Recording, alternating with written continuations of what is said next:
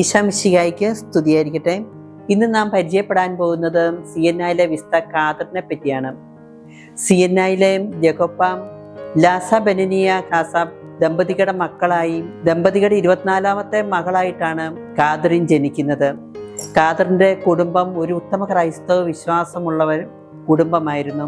ഖാദറിന്റെ ചെറുപ്പത്തിൽ തന്നെ അവൾ വിശ്വാസത്തിൽ അതീവ ജാഗ്രതയുള്ളവളായിരുന്നു.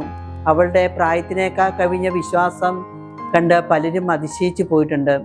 അവൾക്ക് 6-ാം വയസ്സായപ്പോൾ വിസ്ത പത്രോസ് പൗലോസ് യോഹന്നാൻ ശ്ലീഹായും ക്രിസ്തുവുമൊപ്പം അവളുടെ അടുത്ത് വന്ന് അവളെ ആശീർവദിക്കുന്നതായിട്ട് അവൾ ദർശനം കണ്ടിട്ടുണ്ട്. 7-ാമത്തെ വയസ്സിൽ അവൾ പൂർണ്ണമായും ദൈവത്തിന് സമർപ്പിച്ചു. അവളുടെ ഈ ഭക്തി പ്രകടനങ്ങളൊക്കെ പിതാവിന് വളരെ ഇഷ്ടമായിരുന്നു. പിതാവ് അവളെ ഒരു മുറിയിൽ തന്നെ ജീവിക്കുവാൻ അനുവദിച്ചു. പക്ഷേ അമ്മയ്ക്കിത് ഒട്ടും ഇഷ്ടമല്ലായിരുന്നു. അമ്മ അവളെ വിവാഹ ജീവിതത്തിന് പ്രോത്സാഹിപ്പിക്കാനായി പലതരം പ്രലോഭനങ്ങളിൽ അമ്മ അവളെ ഉൾപ്പെടുത്തിയിരുന്നു. പക്ഷെ അതിനൊന്നും അവൾ തയ്യാറായില്ല. അവളുടെ 12-ാമത്തെ വയസ്സിൽ മാതാപിതാക്കൾ അവൾക്ക് വേണ്ടി വിവാഹം ആലോചിച്ചു. എന്നാൽ അതിനെയെല്ലാം അവൾ എതിർത്ത് നിന്നു. 16 വയസ്സായപ്പോൾ അവളുടെ മൂത്ത സഹോദരി ബെരുന്തുരയുടെ ഭർത്താവ് മരിക്കുകയും ഏകാഗിയായ ബെരുന്തുരയുടെ ഭർത്താവിനെ കല്യാണം കഴിക്കാൻ മാതാപിതാക്കൾ നിർബന്ധിക്കുകയും ചെയ്തു.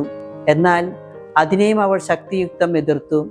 അതിനുവേണ്ടി അവൾ ഉപവാസം എടുക്കുവാൻ തീരുമാനിച്ചു. കഠിനമായി ഉപവാസം എടുത്തിട്ടും മാതാപിതാക്കളുടെ മനസ്സ് മാറുന്നില്ലെന്ന് കണ്ടപ്പോൾ അവൾ അവളുടെ മനോഹരമായ മുടി മുറിച്ചു കളഞ്ഞു. അവളുടെ കുമ്പസാരക്കാരനായിരുന്ന വാഴ്ത്തപ്പെട്ട റേമണ്ട് ഒരിക്കൽ അവളോട് പറഞ്ഞു, ഈശോയിൽ നിന്ന് അകലാതിരിക്കാൻ, എപ്പോഴും ഈശോയോട് കൂടി ആയിരിക്കാൻ വേണ്ടി ഈശോയ്ക്ക് ഹൃദയത്തിലൊരു പീഠമുണ്ടാക്കണമെന്ന്. അങ്ങനെ അവൾ ഈശോയ്ക്ക് ഹൃദയത്തിലൊരു സ്ഥാനമുണ്ടാക്കാൻ വേണ്ടി, ഒരു കൂടാരം ഉണ്ടാക്കുവാൻ വേണ്ടി അവൾ ക്രിസ്തുവിൻ്റെ പ്രതിനിധിയായി സ്വന്തം അപ്പനെയും മാതാവിൻ്റെ പ്രതിനിധിയായി സ്വന്തം അമ്മയെയും അപ്പസ്തോലന്മാരുടെ പ്രതിനിധിയായി സഹോദരന്മാരെയും പ്രതിഷ്ഠിച്ചു വന്നു. അങ്ങനെ അവൾ അവരെയെല്ലാം ക്രിസ്തുവിൻ്റെ സ്ഥാനത്ത് നിന്നുകൊണ്ട് ശുശ്രൂഷിച്ചു പോന്നു. ഇത് അവളുടെ ആത്മീയതയ്ക്ക് വളരെയധികം ഉയർച്ച നൽകി. ഒരിക്കൽ പിതാവ് അവളോട് പറഞ്ഞു, ഒന്നെങ്കിൽ നീ വിവാഹത്തിന് സമ്മതിക്കുക, അല്ലെങ്കിൽ സന്യസ്ത ജീവിതം തിരഞ്ഞെടുക്കുക. അപ്പോൾ അവൾ ആലോചിച്ചിട്ട് പിതാവിനോട് പറഞ്ഞു, ഡൊമിനിക്കൻ 3-ാം സഭയിൽ അംഗമായി തീർന്ന് ഞാൻ ജീവിച്ചു കൊള്ളാമെന്ന്. പിതാവ് അതിന് സമ്മതിക്കുകയും ചെയ്തു. പക്ഷേ അമ്മയ്ക്കതൊട്ടും ഇഷ്ടമല്ലായിരുന്നു. അമ്മ ഒരിക്കൽ അവളെയും കൊണ്ട് അവളുടെ ആരോഗ്യസ്ഥിതി മെച്ചപ്പെടുത്താൻ വേണ്ടി ഒരു ആരോഗ്യ കേന്ദ്രത്തിൽ പോയി. അവിടെ വെച്ച് അവൾക്ക് കഠിനമായ പനി ബാധിക്കുകയും അവളുടെ കഠിനമായ പനി കണ്ട് ഭയപ്പെട്ടു പോയ അമ്മ അവളോട് നിനക്ക് ഇഷ്ടമുള്ള ജീവിതാന്തം തിരഞ്ഞെടുത്തുകൊള്ളാൻ അനുമതി നൽകുകയും ചെയ്തു. അങ്ങനെ അവൾ ഡൊമിനിക്കൻ 3-ാം സഭയിൽ അംഗമായി തീരുകയും വീട്ടിൽ തന്നെ സ്വന്തം മാതാപിതാക്കളോടും സഹോദരങ്ങളോടുമൊത്ത് ജീവിക്കുകയും ചെയ്തു. കുടുംബത്തിലൊരു ഇടുങ്ങിയ മുറി അവൾ അതിനായി തിരഞ്ഞെടുത്തു. ഈ 3 വർഷക്കാലം അവൾ കുമ്പസാരക്കാരനോടല്ലാതെ വേറെ ആരോടും ഒന്നും സംസാരിച്ചിരുന്നില്ല. 21-ാമത്തെ വയസ്സിൽ ഈശോയെ അവൾ മണവാളനായി സ്വീകരിക്കുന്നതിൻ്റെ പ്രതീകമായി ഈശോ അവൾക്ക് മോതിരം ഇടുന്നതായിട്ട് അവൾക്ക് ദർശനം ലഭിച്ചു. ആ ദർശനത്തിൽ ക്രിസ്തു അവളോട് പറഞ്ഞു, ഒരൊറ്റ മുറി നീ ഒറ്റയ്ക്ക് താമസിക്കാതെ പുറത്തേക്ക് ഇറങ്ങണമെന്ന്. അങ്ങനെ അവൾ ആശുപത്രിയിലും ഭവനങ്ങളും ഒക്കെ സന്ദർശിച്ച് രോഗികളെയും ദരിദ്രരെയും സഹായിച്ചു പോന്നു. ഇവളുടെ ജീവകാരുണ്യ പ്രവൃത്തികൾ കണ്ട് ധാരാളം പുരുഷന്മാരും സ്ത്രീകളുമൊക്കെ ഇവളോടൊപ്പം ചേർന്നു.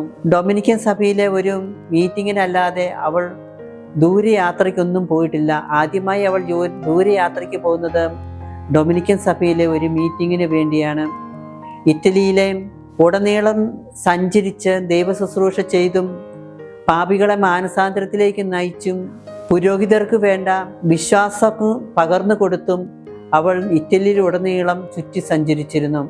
1374 സിയന്നായിലൊരു മാരക രോഗം പിടിപെട്ടപ്പോൾ അവൾ അവിടെയുള്ള രോഗികളെല്ലാം ശുശ്രൂഷിക്കുകയും അവളുടെ പ്രാർത്ഥന കൊണ്ട് ധാരാളം പേർ സൗഖ്യം പ്രാപിക്കുകയും ചെയ്തു. കുറെ പേർ മാനസാന്തരപ്പെടുകയും ചെയ്തു. 11-ാം ഗ്രിഗോറിയസ് മാർപ്പാപ്പായുടെ കാലത്ത് പാപ്പായുടെ മഹറോനിൽ വിശ്വാസമില്ലായിരുന്ന കുറച്ചു പേർ പാപ്പായ്ക്കെതിരെ യുദ്ധം ചെയ്യാൻ ഒരുങ്ങി. എന്നാൽ ഖാദറിന്റെ ഉപദേശപ്രകാരം അവർ യുദ്ധം വേണ്ടെന്ന് വെക്കുകയും ചെയ്തു. ഫ്രഞ്ചുകാരനായ 22-ാം യോഹന്നാൻ മാർപ്പാപ്പ അവയോണിലേക്ക് ആസ്ഥാനം മാറ്റുകയും തുടർന്ന് 5 മാർപ്പാപ്പമാർ അവയൂണിൽ തന്നെ കഴിയുകയും ചെയ്തു. എന്നാൽ അതിനുശേഷം വന്ന 1370 വന്ന 11-ാം ഗ്രിഗോറിയോസ് മാർപ്പാപ്പ റോമിലേക്ക് ആസ്ഥാനം മാറ്റാൻ വേണ്ടി ഈശോയെ ഒരു നേർച്ച നേരുകയും ചെയ്തു. ഇതെങ്ങനെ സാധിക്കുമെന്നറിയാൻ വേണ്ടി മാർപ്പാപ്പ കാതറിനെ സമീപിച്ചു. കാതറിൻ പറഞ്ഞു, പാപ്പ നേർച്ച നേർന്നതുപോലെ തന്നെ ചെയ്യുക എന്ന് പറഞ്ഞു. മാർപ്പാപ്പയ്ക്ക് ഇത് ഭയങ്കരമായിട്ടും അതിശയമായി. താൻ ആരും അറിയാതെ ചെയ്ത നേർച്ച എങ്ങനെയാണ് കാതറിൻ മനസ്സിലാക്കിയതെന്ന്. 1376 മാർപ്പാപ്പയെ കാണുകയും മാർപ്പാപ്പയോട് നേരിട്ട് റോമിലേക്ക് പോകണമെന്ന് പറയുകയും ചെയ്തു. അങ്ങനെ 1380 ജൂൺ 29-ാം തീയതി അവളുടെ നിത്യപിതാവിൻ്റെ അടുക്കിലേക്ക് യാത്രയാകുന്നു. അങ്ങനെ ഭൂമിയിലെ സുന്ദര പുഷ്പം വാടുകയും സ്വർഗത്തിൽ ആ പുഷ്പം വിരിയുകയും ചെയ്യുന്നു. 1461 ജൂൺ 29 പയസ് രണ്ടാമൻ അവളെ വിശുദ്ധിയായി പ്രഖ്യാപിച്ചു. നമുക്കും വിശുദ്ധ കാതറിന്റെ മധ്യസ്ഥം തേടാം. യേശുവിൻ്റെ വഴി നമുക്കും തിരഞ്ഞെടുക്കാം. ഈശോ എല്ലാവരെയും സമർത്ഥമായി അനുഗ്രഹിക്കട്ടെ.